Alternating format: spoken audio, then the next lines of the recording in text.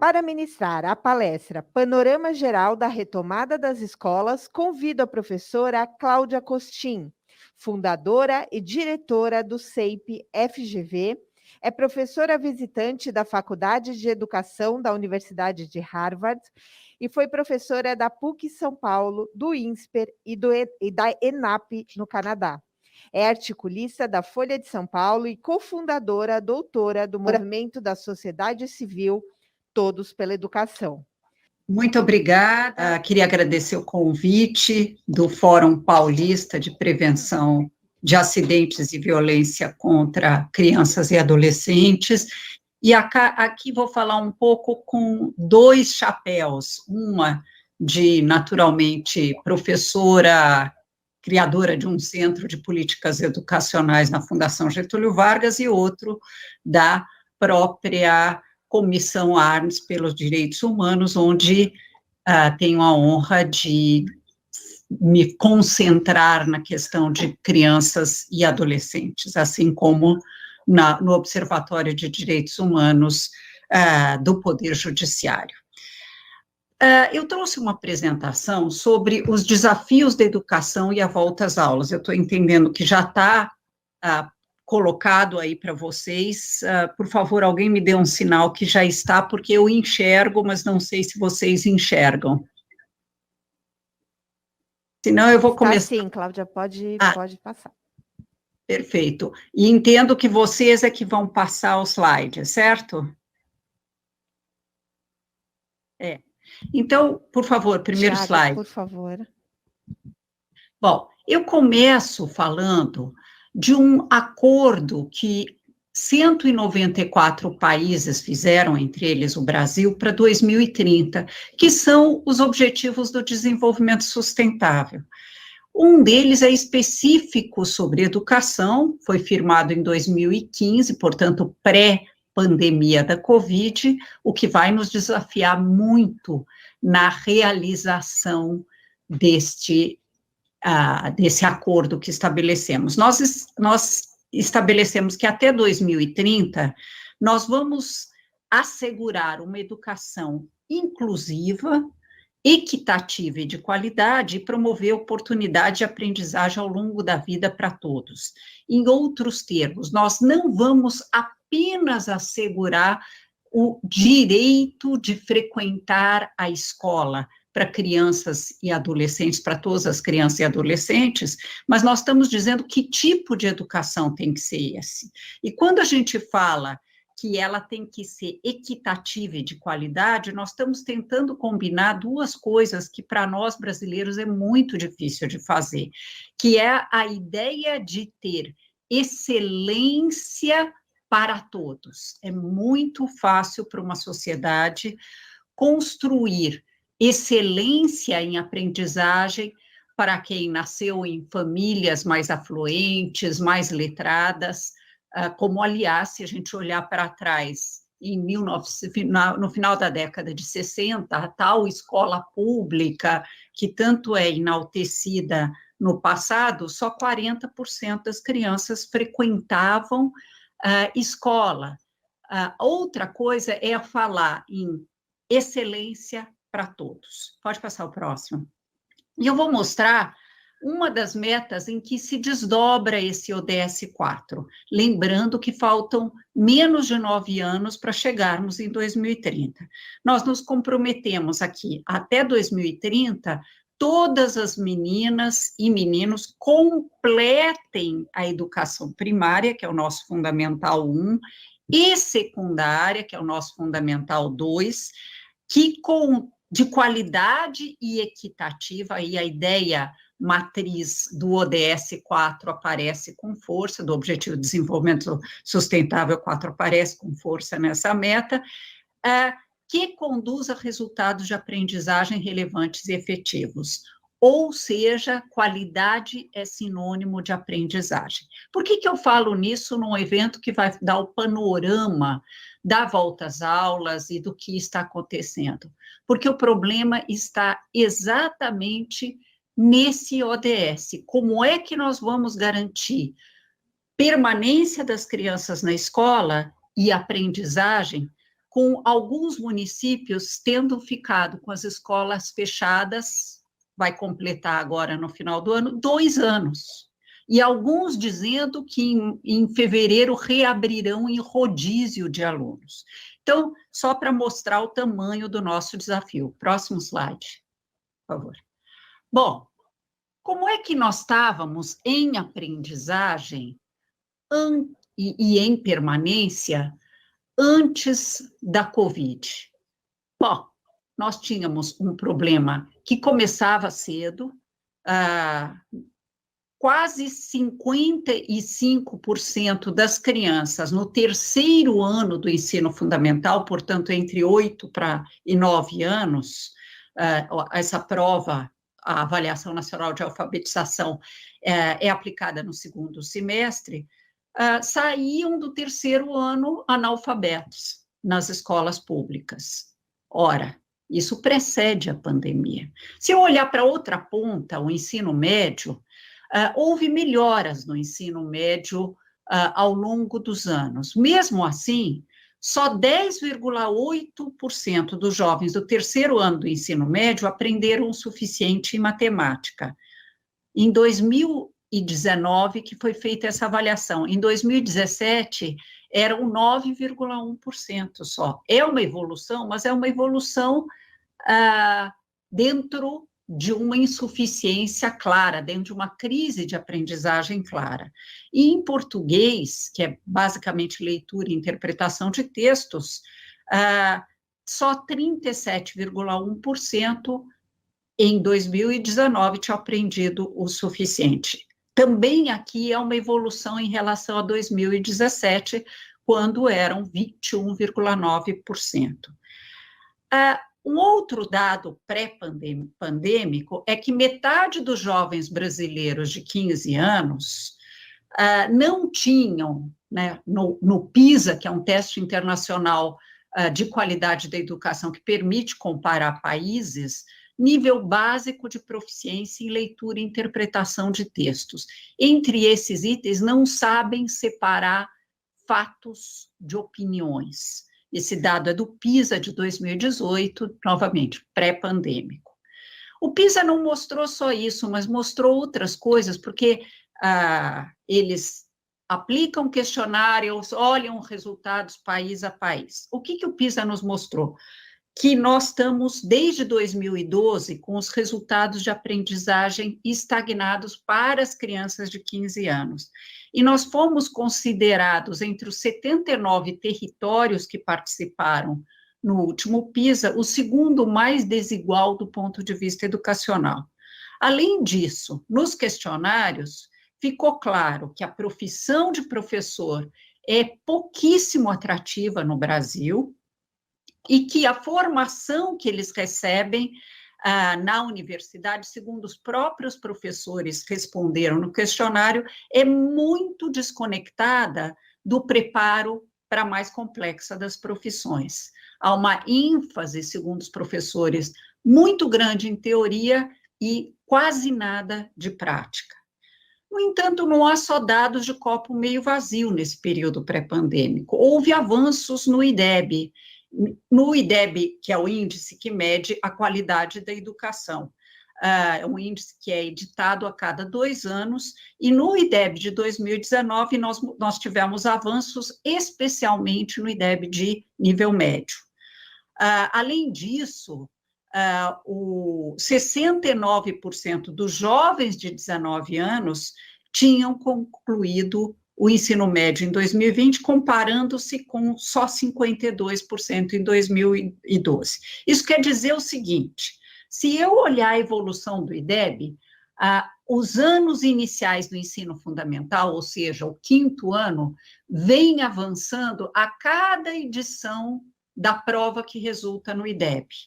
Então, nós temos um avanço no 5º ano, nós temos um avanço no 9º ano, nas 5 últimas edições, e no ensino médio, na última edição, depois de anos num patamar baixíssimo. Então, não é que a educação brasileira é um completo desastre. Há avanços, o que mostra que algo nós estamos fazendo na direção correta, porém devagar demais. Mas aí, próximo slide, tem o momento que nós vivemos na educação básica. Sim, estamos, na maior parte do país, retomando as aulas presenciais. Nessa retomada, que em todos os governos estaduais já aconteceu, em municípios, uma parte importante deles voltaram, mas muitos ainda estão em sistema de rodízio, e como bem levantou aqui o Dr. Mário Richheimer, nós temos como consequência do prolongado fechamento das escolas, problemas sérios de saúde mental, de saúde física também, porque muitas crianças ficaram fechadas em espaços pouco apropriados para uma vida, para um processo de desenvolvimento na infância, e gravíssimas perdas de aprendizagem. Eu sou mentora de 50 secretários municipais de educação, e eles me relatam como nós estamos com inúmeros casos de alunos de quarto ano analfabetos, não é só mais aquele percentual de alunos de terceiro. Quer dizer, o quadro da alfabetização foi gravemente afetado. A conectividade foi um problema sério, não preciso relatar, porque até em escolas particulares isso aconteceu, imaginem o que foi em escolas públicas. Mesmo assim, um exército de professores foi para a linha de frente, tentou assegurar alguma aprendizagem para os seus alunos, mas, evidentemente, isso funcionou mais como uma estratégia de mitigação de danos do que propriamente para assegurar a aprendizagem. Então, vai ser muito importante, nessa volta às aulas que está acontecendo, recuperar as aprendizagens, então, criar um sistema sólido de recuperação de aprendizagem, e até usar a tecnologia a nosso favor, por meio de plataformas adaptativas, porque é mais fácil conectar as escolas do que as residências, e nesse contexto existem ferramentas para identificar, apoiar o professor na identificação exata de quais são as insuficiências de aprendizagem de cada aluno e o que pode ser feito para repor. Também várias redes municipais e estaduais estão criando um tipo de colônia de férias, em que se trabalha a dimensão física, né, que foi tão dificultada durante a pandemia, e também apoiar a recuperação de aprendizagens. O ensino híbrido, nós tivemos um esboço de ensino híbrido nesse período, feito sem o devido preparo, porque não tinha como se preparar para essa que foi a maior crise da educação com as crianças já na escola no Brasil. Então, o ensino híbrido é uma oportunidade também da gente aprender com aquilo que a gente conseguiu fazer, recuperando ou estabelecendo conectividade nas escolas e até nas residências, e mudando a lógica, ou seja, num conceito de sala de aula invertida, usar na escola o melhor do potencial do professor, que é ensinar o aluno a pensar usando os conceitos que ele aprende em casa, mediante um videozinho ou alguma pequena pesquisa que seu professor remete para casa, e na escola ensinar o aluno a pensar matematicamente, a pensar cientificamente, a pensar sistemicamente. Já vou falar por que isso é tão importante. Houve um problema também na educação básica seríssimo com as escolas privadas. Muitas escolas perderam alunos, especialmente na educação infantil, muitas escolas de bairro quebraram. A análise que nós temos feito é que uma parte importante desses alunos que foram para o ensino público tendem a voltar para escolas particulares.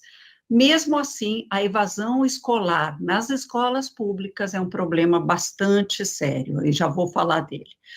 Houve um brutal aprofundamento da desigualdade educacional, que, como eu mostrei atrás, já era grande, nós já éramos o segundo país com maior desigualdade educacional. É verdade que a pandemia afetou todos os países e a desigualdade educacional cresceu em todos, mas é importante lembrar que nós fomos um dos países que ficou mais tempo com escolas fechadas, especialmente as públicas. 2022 vai ser o ano de início da implementação do novo ensino médio. E aqui temos uma boa notícia: nas redes públicas, muitos estados estão ampliando sua oferta de educação integral, criando um modelo, se inspirando no modelo de Pernambuco, que estava em penúltimo lugar no ranking do IDEB, desse Índice de Desenvolvimento da Educação, que hoje está no terceiro, depois de quase 15 anos expandindo sua rede de ensino médio de Fundamental 2 em tempo integral. A Paraíba já copiou isso, já está como Pernambuco, Ceará se inspirou nisso, Maranhão se inspirou nisso, Espírito Santo, São Paulo vai quintuplicar até 2023 o número de escolas em tempo integral, com uma proposta inovadora de tempo integral, que não é só mais horas de aula e algumas oficinas à tarde, é reservar tempo para o aluno ter um processo de aprendizagem que o leve a pensar. Voltaremos e forme para a autonomia, depois falaremos disso.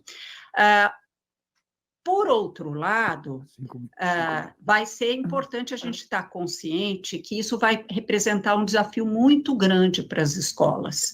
Há que se introduzir, a partir de 2022, no ensino médio, itinerários formativos diferentes, o que trará também um desafio logístico. A gente vai ter que aproveitar o que a gente aprendeu na pandemia com tecnologia para usar melhor.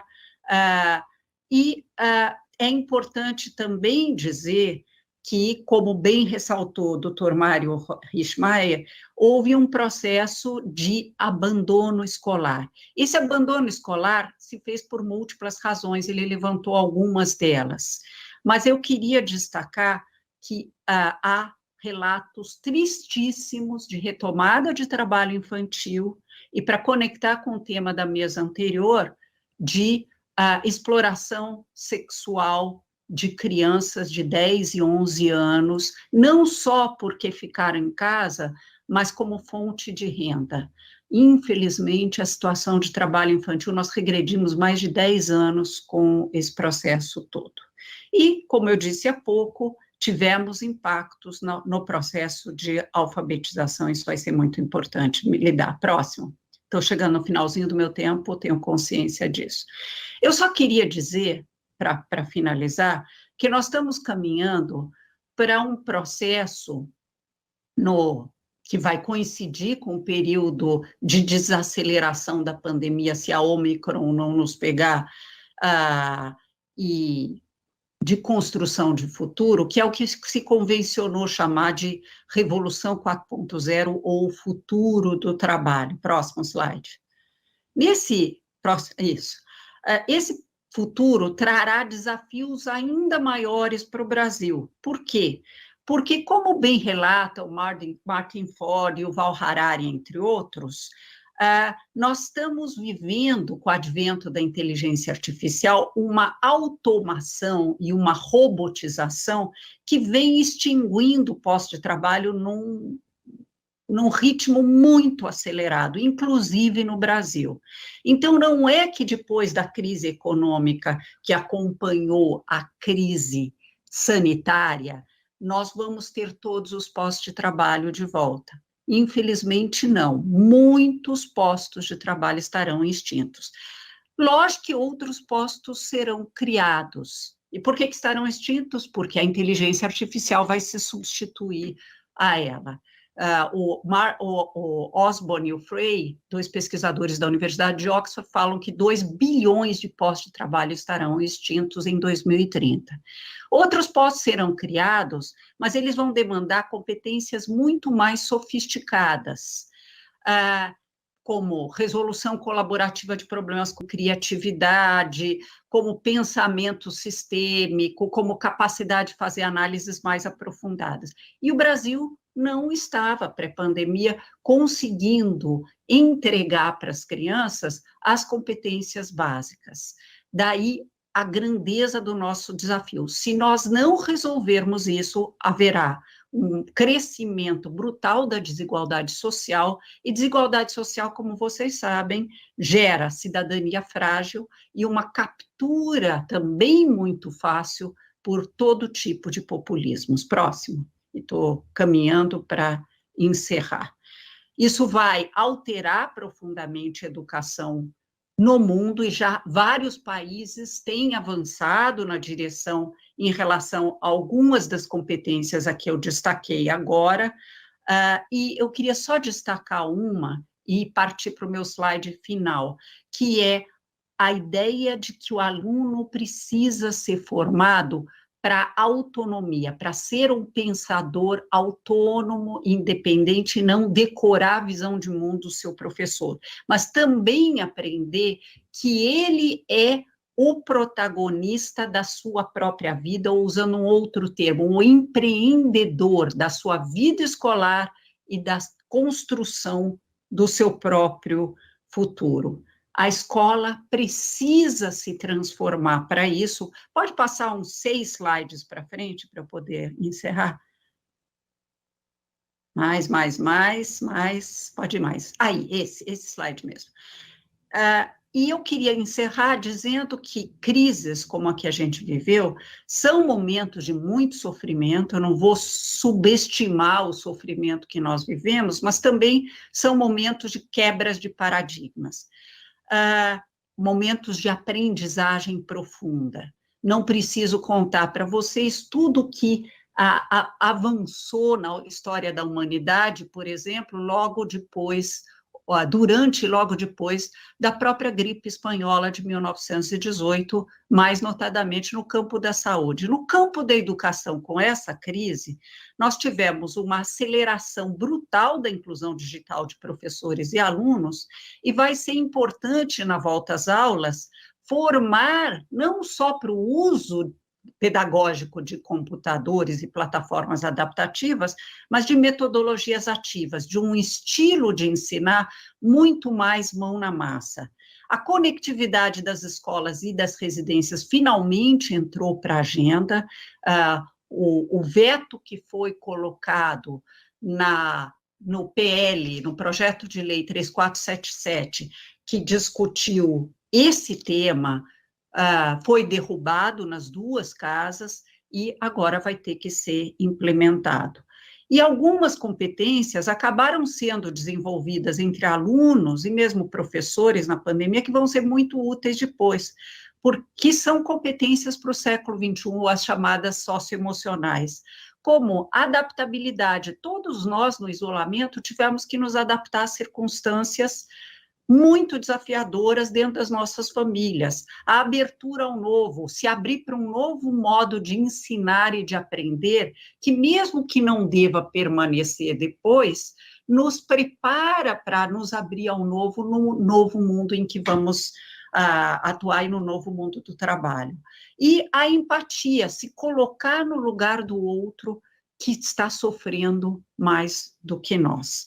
Mas eu acho que o grande legado da pandemia, como eu pude mostrar agora há pouco, é a possibilidade de voltar não para a educação de 2019, que ainda tinha tantas crises e desigualdades, mas para uma educação transformada. E com isso eu encerro a minha apresentação. Muito obrigada a todos.